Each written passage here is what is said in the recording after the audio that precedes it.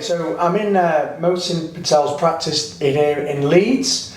We've just done a full day's training, hence my voice is virtually going, but Mohsin's very kindly just allowed us just to answer a few quick questions on his success to really add value to you guys from watching this.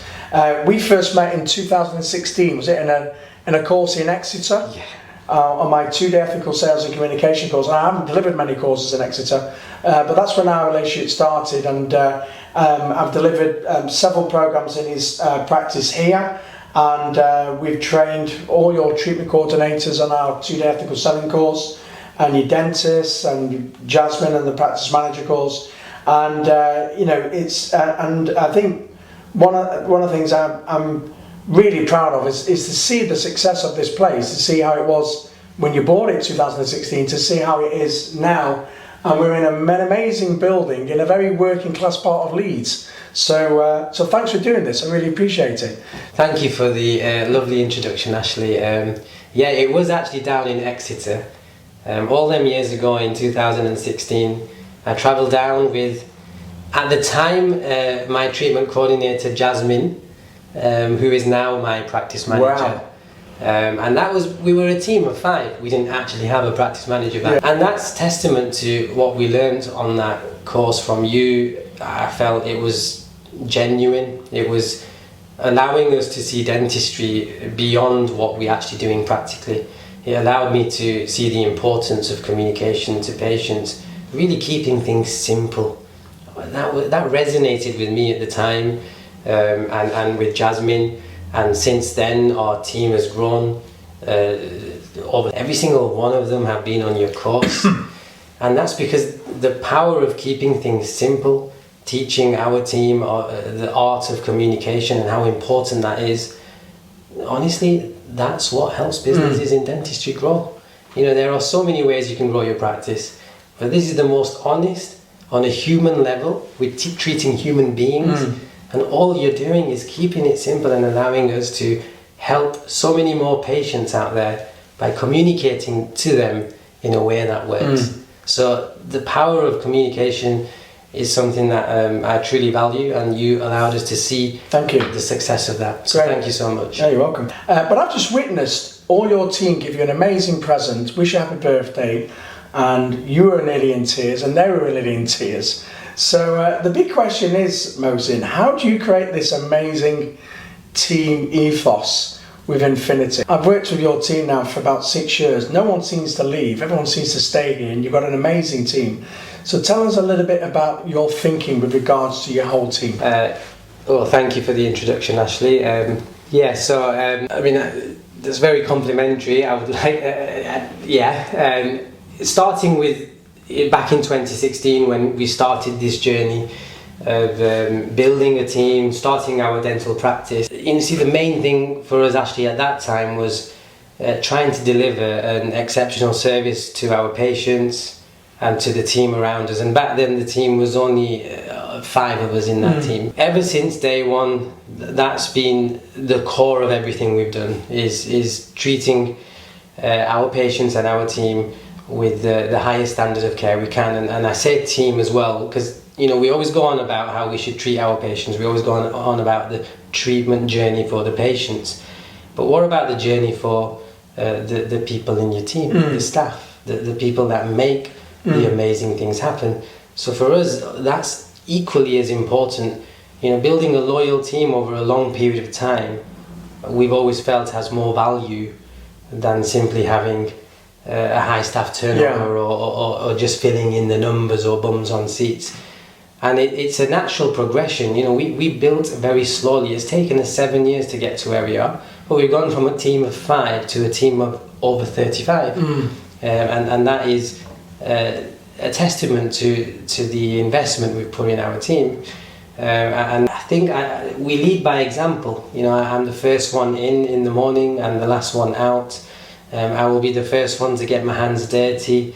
I won't just do dentistry, I'll do everything. I'll do a bit of cleaning or lead by example. And they can see you doing that. And I will do that, and I have no fear in doing that. So I like to think, if you lead by example, perhaps the other members of the team have seen that, Sure. and perhaps that's also built Good enough. loyalty. Yeah. Because I noticed at the lunchtime and the break times, they were like running out quick and going to your telephone room, looking at making sure that phone calls are being dealt with, returning all the phone calls. There's 4 of them there running around.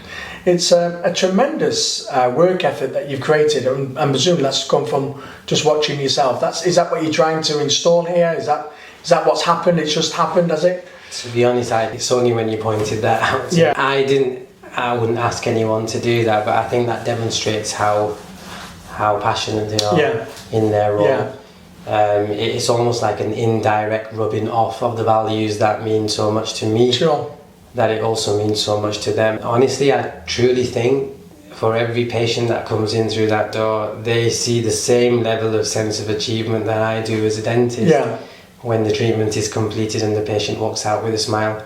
I genuinely think they really care about doing this, and I think that's, if you care, it will rub off on you. Yeah. I came here, was it 7 years ago when we did our first courses together. We came here for 2 days. I remember driving over from North Manchester to Leeds, and I got here about 7:30 in the morning, and I walked around, and it is very Coronation Street around here. It's a very working class part of Leeds, and we're in this amazing, beautiful, stunning building. It really is fantastic. When I came here 6 years ago, we were placing 150 implants or something like that. This year, you're going to possibly get near to 1,000 implants, which makes you one of the leading dental practices in the whole of the UK. What have you done in the last 6 years to make that happen? I know, but what do you reckon you've done to make that happen? I think firstly to get away from the numbers. The numbers are a byproduct of everything good that we deliver and do. And so the aim was never to achieve a certain number. I feel like the numbers you've mentioned there are just what you see and the outside world sees. But actually what goes on to get to that was the passion and drive to focus in on the things we felt we were very good at, and we could deliver an exceptional service that patients would value, to the point where they would be willing to travel huge distances to come and see us for treatment with dental implants. And that's required building the infrastructure in our team. So a team of 5 can't achieve those numbers, but the team has grown gradually. Every TCO we have in our team, as soon as they join, they are immediately signed up to your first course available on the calendar. We think that's a good starting point for them. Learning on the ethical sales and communication course is amazing actually for all of our TCO team, and other training that goes into them. We invest so much in each member of our TCO team. We've got over 10 TCOs in our practice now. Smart. And that is required to provide an exceptional service. Who's going to reply to all your emails? Who's going to be there to call? They take the phone home out of hours to answer queries for patients. They provide a full 24-hour support for our patients. So getting that right consistently meant that we then gradually saw the numbers for the volume of treatments we were doing just go up. Word of mouth. After 3 or 4 years in business, we've been around long enough, doing a good enough job, that patients who had then come out of our practice having had the treatment were spreading the news to other people they knew, and then the influx of the next wave of patients came in. Patients who came on the back of word of mouth.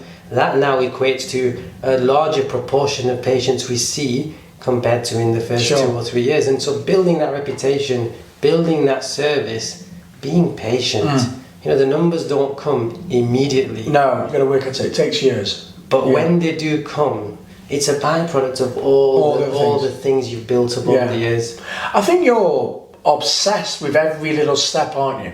I notice you answer your phones away from the reception desk. You've got a call centre upstairs.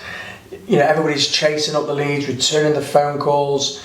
I heard you say something a few weeks ago, and it was, I don't know if you remember saying this, but I dread waking up in the morning and nobody's made an inquiry to our business. Or so I think is that what keeps you going? Is this what strives you, makes this a daily thing for you? I think every business owner, probably not just in dentistry, but would probably share a similar fear of just no inquiry. There's complacency. I would say I never take anything for granted. I know that with each day brings a new challenge. And everything is dynamic. The world keeps changing, and we've got to keep moving along with it. Both dentistry changes, and also people's demands are changing. And just because we've had a good, previous year, doesn't mean the next year is going to be just as good. We need to keep moving forwards. That's what keeps me going. And actually, the fear of plateauing is what also keeps me going. I think I'm scared to keep doing the same things. Becoming monotonous is a fear of mine. I do wake up in early hours in the morning with a random fear. Is that healthy? Probably not. Do I dream of a life where I didn't worry about these things? Of course I'd be lying I didn't. Sometimes I do wish I didn't have the responsibility and the stresses that having to run such an amazing business brings. But I don't regret it. I love it, and it's who I am. And perhaps it's in my genetic makeup. Sure. I don't know. Yeah. You also. I want to hopefully, get some qualities out of you that will install in people that are just watching this. But one of the things I think you're really good at is you get it, and I see you when we deliver the course. You get an idea. You look up to this sky. You look at Hannah. You look at your team, and then you action it. You just do stuff quick. You just make massive. Where does that sort of trait come from? Whereas lots of dentists, they want to plan, they want to think it through, have a meeting. You just no, we're doing this. Let's make it happen. Like the before and after picture books and all different things. Honestly, I think some people might say it's impatient, and perhaps there's an element of that. And those who know me very closely will say that Mohsin can actually be impatient at times. Yeah. But I think going back to the positivity that brings getting actions done comes very early on in my life. See, my mum and dad, they never had the opportunities I had. They never had an education, and they were in low skill jobs. My dad worked in a factory. My mum's a cleaner, and they worked hard. They worked very hard, and they gave us the best childhood and upbringing I could ever dream of, and I'm really proud of that. But my mum always said, I want you to do really well at school, so you don't have to graft in the same way we do. You can use your brain to do well, and you don't have to work as hard as we do, because my dad was working night shifts all my life. My childhood, I barely saw my dad during the day because he had to sleep to work at night. And that was great, and I admire him for everything he did, but he obviously had a sore back and had physical dilemmas because of that, and he wanted something different for his child. So anyway, that was always instilled in me, that you do well at school, and you can do a different kind of job. And perhaps as a child I always thought, right, so little things like if my dad would be doing the decorating in the house, because we wouldn't pay for a decorator to do it, he'd do it all himself. He would actually say to me, no, I don't want your help, even though as a kid I'd be trying to get my dad to let me help him. He'd say, just go back to your bedroom and do your homework, that's more important.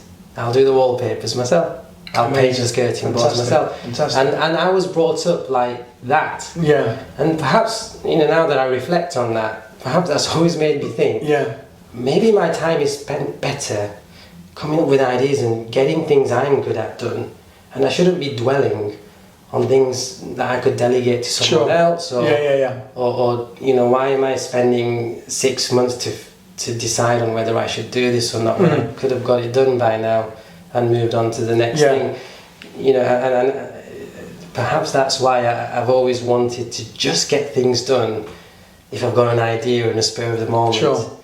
And sometimes those ideas are not great, but when fail fast. But then you learn from that and you move on to the next one. And actually in 6 months you've learned from 10 different projects. Whereas if you took 6 months just to do one project, you'd take a long time to figure things out. Love it. Listen, we don't take too much of your time. There'll be a lot of young associates, practice owners watching this little short video we've done together here today. What advice would you give young associates and people who are just maybe starting out in business? What advice would you give them? I think when you're investing so much in a new business and you're taking on so much risk, it's very easy to get lost in the numbers, and it's very, very tempting then to be driven by the chase for the numbers. And actually, you just need to separate yourself from that. And the best advice I can give to you is forget about the numbers. Truly believe that if you do the best job possible and you create the best business, dental practice or whatever it is that you possibly can, then the numbers will be the positive byproduct of that. Work hard on getting the processes and the service right, and let the numbers look after themselves. Yeah. Because in dentistry, that does happen. Yeah. The dental practices make money, and you shouldn't have to worry about that or let that drive you in the way you run the business. Truly believe in it. Great. I've just want to wrap up, and I'm just finished a book called The Wealth Money Can't Buy by a guy called Robin Sharma, and it's 8 principles, and it's one of the best books I think I've ever read. It's definitely in the top 5. And one of the principles he talks about is be humble. Even when be successful and you're doing well, but be humble. And I think that sums up you. You're just humble and a nice guy. So thank you for doing this. Appreciate it. No, it's an honour, so thank you so much.